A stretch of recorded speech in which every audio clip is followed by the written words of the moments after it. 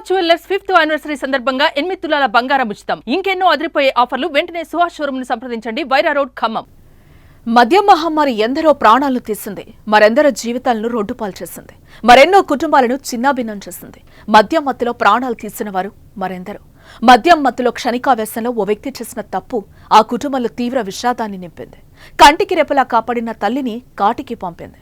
తెలియక చేసిన తప్పు తప్పే కాబట్టి ఆ కొడుకుని కటకటాలు పాలు చేసింది. ఆ కుటుంబంలో చీకటి రాత్రులను మిగిల్చింది.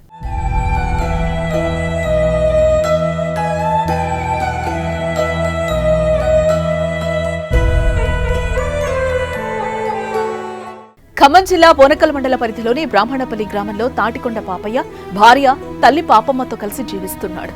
ఇదే క్రమంలో రాత్రి మద్యం మత్తులో ఉన్న పాపయ్యకు భార్యతో వాగ్వాదం చోటు చేసుకుంది.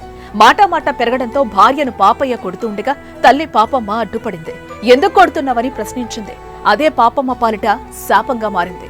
అప్పటికే మద్యం మత్తు, ఆపై కోపంతో ఉన్న కొడుకు పాపయ్య తల్లిని కొట్టడంతో ఆమె చనిపోయింది. స్థానికుల సమాచారంతో ఘటనా స్థలానికి చేరుకున్న పోలీసులు నిందితుడిని పాపయ్యను అదుపులోకి తీసుకున్నారు.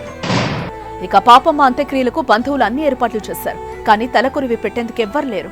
అయితే పాపమ్మకు పాపయ్య ఒక్కడే కొడుకు కావడంతో అతని తల్లికి దహన సంస్కారాలు చేయాల్సిన పరిస్థితి. దీంతో నిందితుడిగా ఉన్న పాపయ్యను పోలీసులు బ్రాహ్మణపల్లికి తీసుకొచ్చారు. అనంతరం కొడుకు తల్లికి తలకొరివి పెట్టాడు. ఇక తల్లిని హత్య చేసిన కుమారుడే తిరిగి తల్లికి తలకొరివి పెట్టిన ఘటన బహుశా ఇదే కావచ్చునని గ్రామస్తులు మాట్లాడుకుంటున్నారు.